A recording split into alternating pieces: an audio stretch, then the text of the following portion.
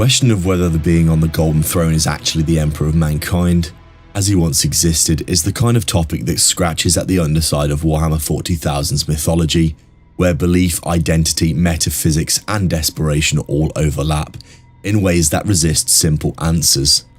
The Imperial truth as presented by the Adeptus Terra insists that the Emperor is upon the throne, sustaining humanity through his unending psychic effort.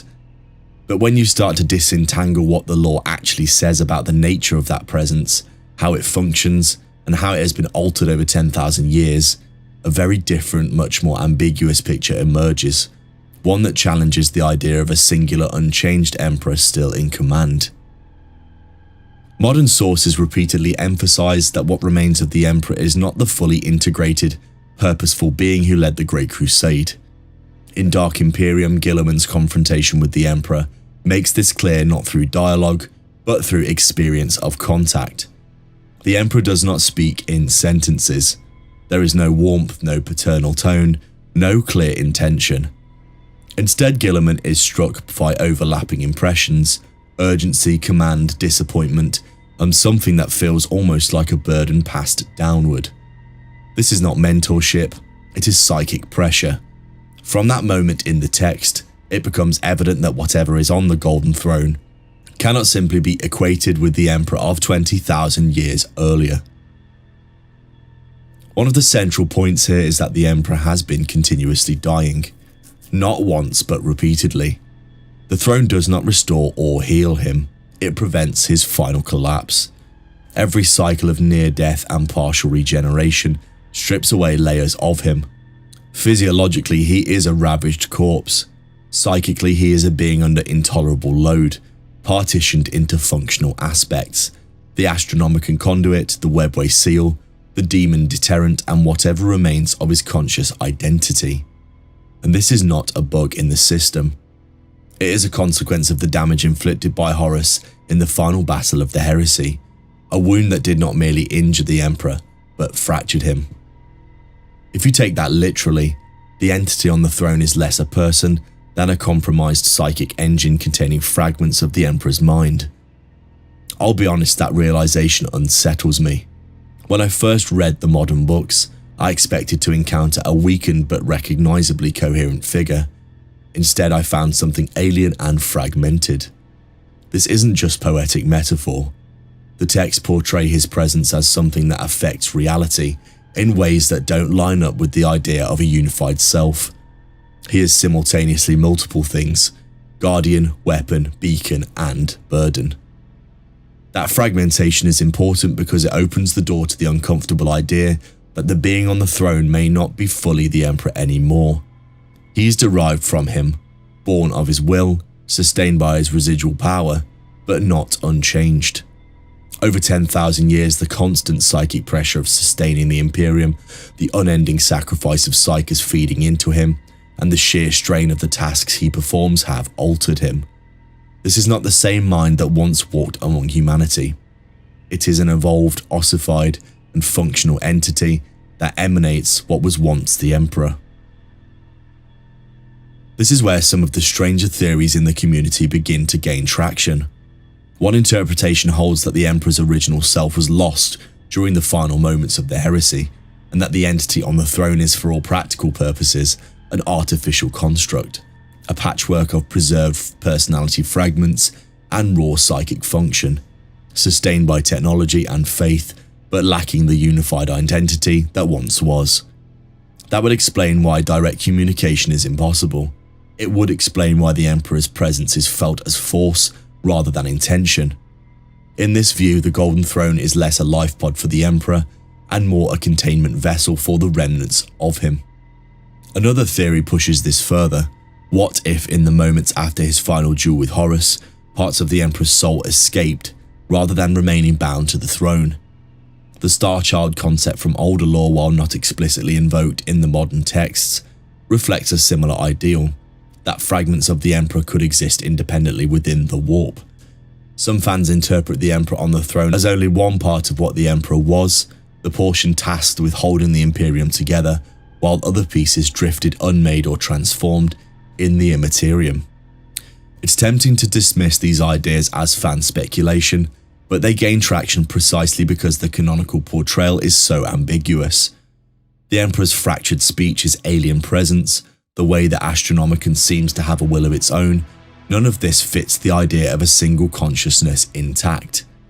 The lore hints at layers of personality and purpose that have been peeled apart, segmented to perform discrete functions. If you imagine the Emperor as a diamond shattered into facets rather than a whole gem, the being on the golden throne becomes one of those facets, a shard of power rather than a complete self. That interpretation also intersects with a darker possibility, one hinted at in the Siege of Terra series. What if the Emperor's choice to survive in that state was itself an act of self-sacrifice so complete that it erased the coherent self he once was? In the end and the death, the Emperor consciously refused to ascend into a state that would annihilate humanity, choosing instead to match Horus blow for blow, sacrificing not just his life but his unity. In that moment, the being that remained is almost a consequence of that choice, a divided entity empowered for survival at the cost of wholeness. I have to confess that when I first encountered this interpretation, it made something in my chest tighten. The idea that the greatest figure in the setting might no longer exist as a whole being, that what might preserve humanity is a fragment sustained by faith and machinery, is a tragic inversion of everything the Imperium claims to worship. But the more you look at how he is depicted in the current era, the more the tragedy seems intentional. Warhammer 40,000 does not hand out simple narratives of return and redemption.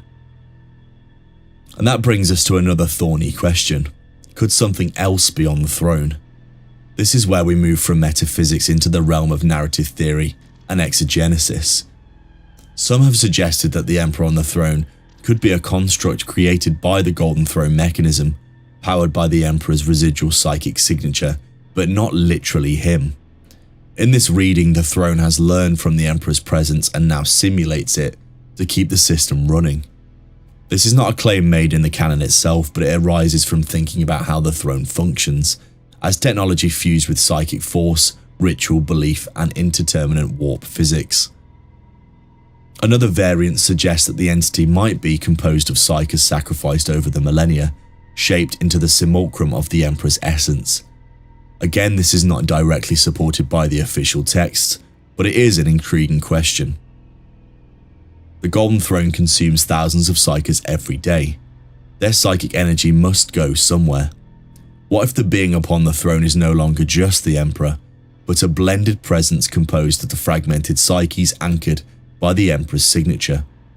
That would help to explain the increasingly alien quality of his communication and the unpredictable nature of his influence.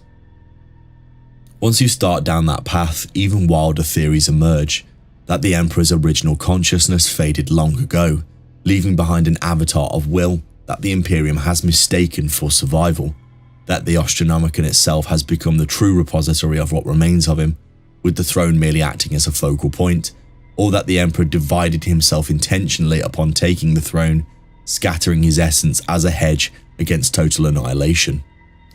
None of these ideas are stated in the canon, but they are attempts to reconcile the narrative dissonance between a being who once walked freely and the dislocated alien presence described in modern sources. What makes these theories appealing to some readers and unsettling to others is that they align with the emotional texture of the setting. Warhammer 40,000 does not celebrate clarity. It revels in ambiguity, in suffering transformed into ritual, in heroes turned into relics. The Emperor becoming less himself as he becomes more indispensable to the Imperium is exactly the kind of tragic inversion that defines the mythos. The texts we have, Dark Imperium, Godblight, Watchers of the Throne, Faults of Terror, and the Siege of Terror series, none of them provide a definitive answer. What they do provide is repeated impressions of fragmentation, an Emperor who does not speak, but impresses, a mind divided across functions, a presence that is powerful yet inaccessible, an identity that is more effect than personality. That pattern suggests intentional design by the lore writers to present a figure whose continuity with his past self is uncertain, even while his influence remains undeniable. On a personal level, I find that ambiguity deeply compelling and deeply sad. The Emperor was once portrayed as a singular if terrifying genius, a being with purpose and clarity. What we see now is an echo of that being, sustained through ritualized suffering, worship reshaped through faith, and technology blurred into sorcery. If the being on the Golden Throne is not fully the Emperor, then what the Imperium cherishes is a miracle, may actually be a testament to how far it has fallen from its origin.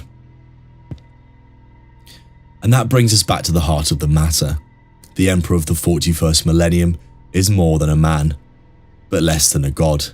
He is not exactly who he was, and perhaps never will be again.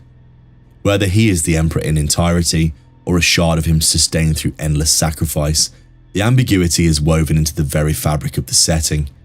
The Imperium clings to the notion of his survival, because it cannot imagine existence without him. But the deeper truth, if one accepts what the lore is quietly suggesting, is that what remains may already be something different entirely. Something born of suffering, adaptation and loss, rather than the unified will of the Emperor of old. And as I sit with that realization, I can't help but feel a kind of grim fascination, that the centerpiece of the Imperium may no longer be a person, but a function, that the greatest mind in human history may have been reduced to a constellation of purpose, and that the Golden Throne may be less a tomb than a crucible, reshaping what was into something alien, necessary, and hauntingly incomplete. If you'd like to support the channel, please like and hype the video in the comments section below, subscribe and check back for daily videos. The best way to help us keep creating videos is to become a channel member down below, where you'll get access to new videos early. This archive has now been fully decoded. Continue your journey with the video displayed on screen. The vast wealth of the archives continues to reveal new knowledge of the dark history of the 40k verse. In the grim dark of the far future, there is only